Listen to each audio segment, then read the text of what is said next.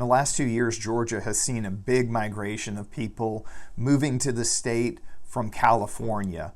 So much so that I created a 20-minute video comparing the two states on a variety of factors. I'll leave a link for that up top, but today I wanted to do part 2 and talk about more of the feedback I've gotten from people who've moved to Georgia from California.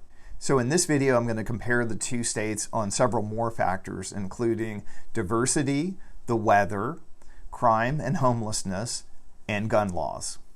Again, this is all based on direct feedback I've received from people who've packed up and left California and moved to Georgia. First, let's talk about diversity. I think most people would assume that California is far more diverse than Georgia. What's really interesting is that I've heard from my clients who've moved here from California that Georgia is not only far more diverse than California, but it's actually more accepting of that diversity. I'm really not surprised to hear that at all. Atlanta and the entire state of Georgia has welcomed people from all over the world who've made their homes here and enjoy a terrific quality of life. I have heard some very misinformed people on YouTube say things like, well, you know, Atlanta's diverse, but if you get an hour outside the city, I mean, who knows?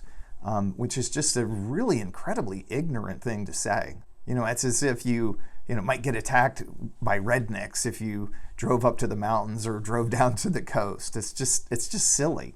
You know, I'm a Georgia native. I've lived in the state my whole life, and you know, I travel all over the state every year, and I've never met anything or seen anything but warmth and graciousness from the people of Georgia.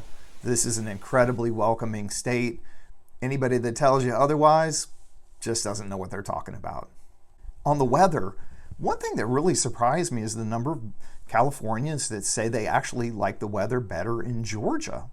And I say, well, you know, what about San Francisco and San Diego? The weather's there supposed to be fantastic. And they say, you don't know how hot it gets in California. It's actually hotter than Atlanta. And I'm like, what? And oddly enough, much of California is as hot or even hotter than Georgia in the summer.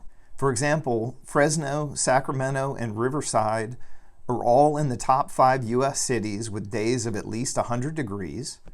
Georgia doesn't have a single city in the top 20. And if you look at days with 90 degrees plus, California ranks right up there with Texas, Arizona, and Florida for being freakishly hot.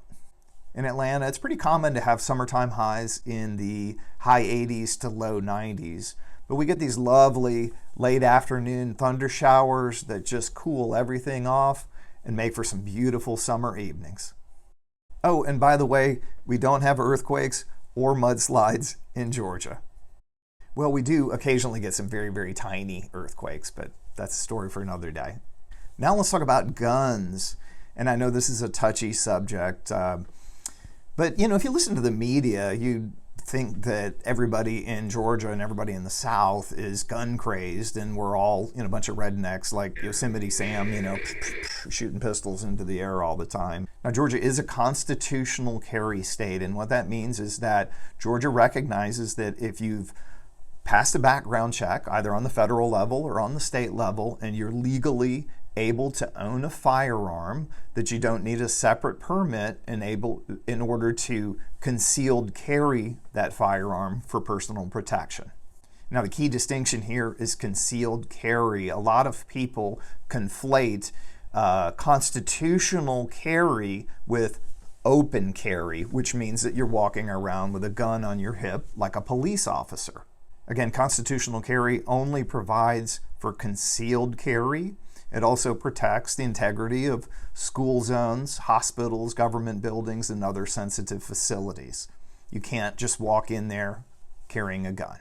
Now, here's the reality. I travel the state north to south pretty much every year, and I spend a lot of time in small towns in Georgia, and these are the kind of places where you can still go to a hardware store and buy a firearm. The interesting thing is these are some of the safest places, not just in Georgia, but anywhere in the United States. I mean, crime and violence is literally unheard of in most of these communities.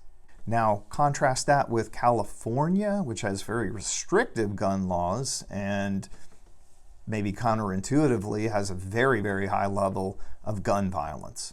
Speaking of crime, let's talk about that. One of the things I constantly hear from my California clients is that crime was a big factor in their decision to leave the state.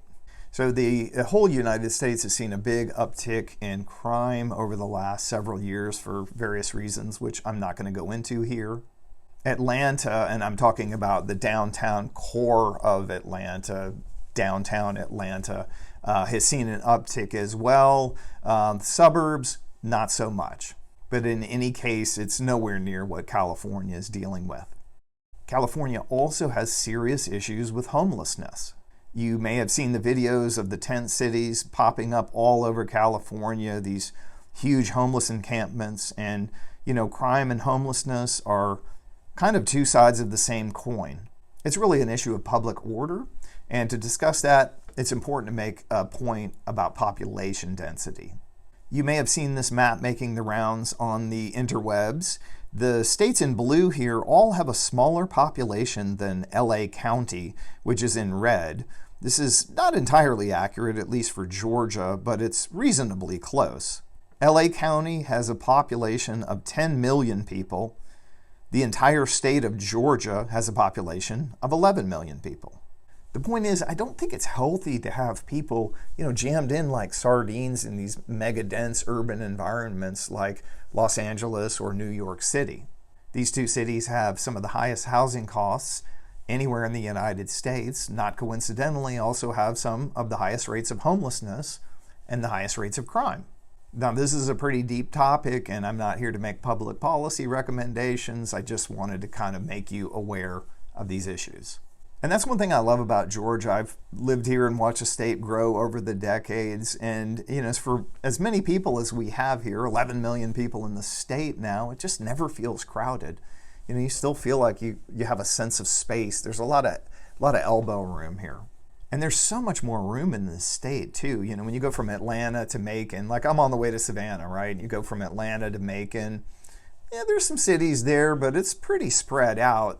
Once you get south of Macon, there's a 160-mile stretch down to Savannah that's just almost nothing but trees. So we have a lot of space in this state, 11 million people, but it doesn't feel crowded. Another question I hear from Californians is, what's the deal with downtown Atlanta? There's nobody there, and that's very true. Very few people actually live in downtown Atlanta. It's basically a commuter zone. People travel there for work or to go see a concert or a sporting event. But many evenings, it's like a ghost town. Midtown is really where you start to see a denser urban population with, high-rise condos and apartments and a lot of street-level retail and restaurants. It's really more of a 24/7 vibe. So is there anything about California that's better than Georgia? Well, California is called the Golden State for a reason. It's pretty much universally considered to be the most beautiful state in the Union, with 9 national parks and over 800 miles of coastline. Its beauty is pretty much unsurpassed, which makes you wonder, why would anybody leave here? Based on the feedback I've gotten from my clients, they say that it's just a very challenging place to live for the average person. Georgia, on the other hand, of course, is a very comfortable and easy place to live.